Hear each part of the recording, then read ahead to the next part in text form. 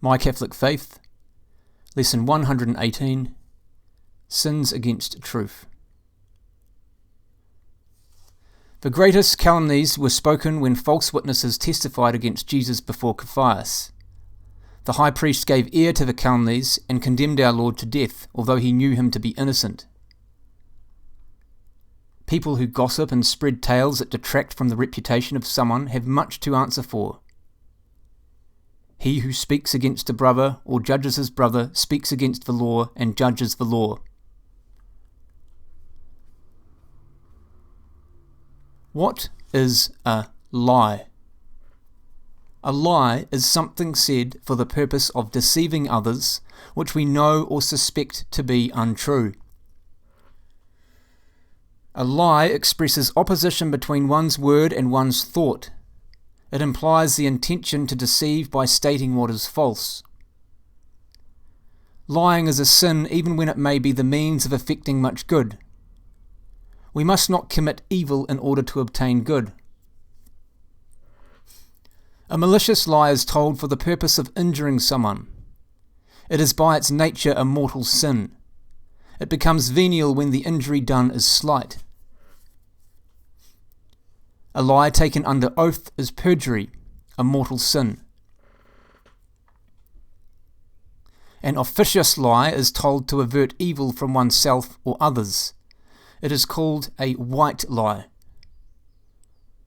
A jocose lie is told to amuse others. Very often it is no sin at all, as when we relate an imaginary narrative for the amusement or instruction of others, tell a joke which we made up, relate fables and fairy tales, etc. But if a jocose lie has harmful results, it becomes sinful. Sins related to lying, as violations of the respect due to truth, are hypocrisy and flattery. Hypocrisy or dissimulation is acting a lie. It is hypocrisy to pretend to be better than we are.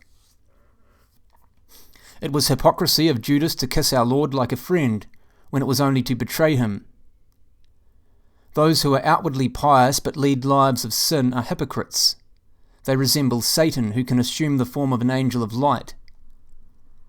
Jesus called hypocrites whited sepulchres, beautiful outside but within full of dead men's bones. Flattery consists in praising a person immoderately against one's conviction for an ulterior motive. A flatterer lies in order to secure an advantage for himself. The man who flatters his neighbour is spreading a net under his feet. Woe to those who call evil good and good evil, who change darkness into light and light into darkness. When does a person commit the sin of rash judgment? A person commits the sin of rash judgment when, without sufficient reason, he believes something harmful to another's character. People judge others by themselves. He who is not evil will less likely think evil quickly of others. He who is a sinner will interpret the actions of others in an evil manner at once. Charity thinks no evil. A just person, even when he sees evil, tries to avoid thinking of it, and leaves the judgment to God. Do not judge, that you may not be judged. For with what judgment you judge, you shall be judged. When does a person commit the sin of detraction? A person commits the sin of detraction when, without good reason, he makes known the hidden faults of another. To speak of what everybody knows or of what appeared in the newspapers is not detraction. It is, however, contemptible for newspapers to publish family troubles that are of no public concern. Tale-bearing is a most despicable form of detraction, and repeating to a person unfavourable remarks made about him. Uncharitable conversation is commonly termed backbiting, a cowardly act of discussing the known faults of another without necessity and behind his back. It is wrong to listen to detraction and uncharitable conversation, if we take pleasure in it or encourage it. Let anything you heard die within you. When does a person commit the sin of calumny or slander? A person commits the sin of calumny or slander when by lying he injures the good name of another. Gossip is a form of calumny because it usually exaggerates a person's faults or sin with malice. Contumely or insult dishonours a person unjustly in his presence by refusing to show him the signs of honour due him or by not noticing him. Libel is any public defamatory accusation, maliciously made, whether the facts be true or not. This may be done by letter, telephone, radio, motion picture, television, etc. Calumny or slander, gossip or libel are sins against justice. When are we obliged to keep a secret? We are obliged to keep a secret when we have promised to do so, when our office requires it, or when the good of another demands it. A priest may never reveal anything confided to him in confession, even if keeping it secret will result in death for himself or others. This rule has no exception. A secret may be revealed when it is for the good of the guilty person, or it will save ourselves or others from evil, or keeping it secret is against justice or the welfare of society, and the person to whom it is revealed has a right to know. When there is a just reason for revealing a secret, we may do so to persons in authority, such as parents, superiors, teachers, or courts of law.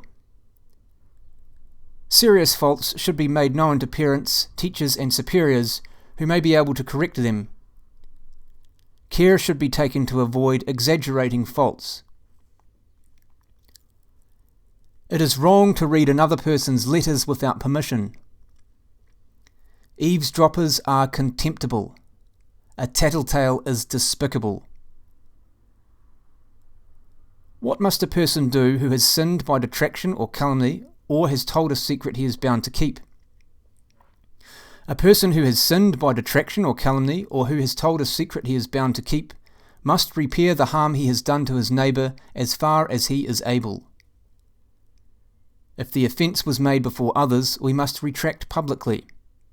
If we do not endeavour to repair the harm we have done, we cannot obtain God's pardon or the priest's absolution. It is very difficult and sometimes impossible to make perfect reparation for calumny and detraction. Words once spoken are not forgotten by those who hear. A story is told of the saintly curé d'Ars and a penitent at the confessional who had confessed having gossiped about an acquaintance. The penitent thought he got off very easily indeed when all the penance he was given was to drop one by one 10 blades of straw in the yard before his house at a distance of 5 metres apart, and then go back and pick up the 10 blades. Going home he proceeded to perform the penance, but he realised the lesson the saintly priest wished him to learn when, upon returning to pick up the blades of straw, he could find none. The wind had blown them all away.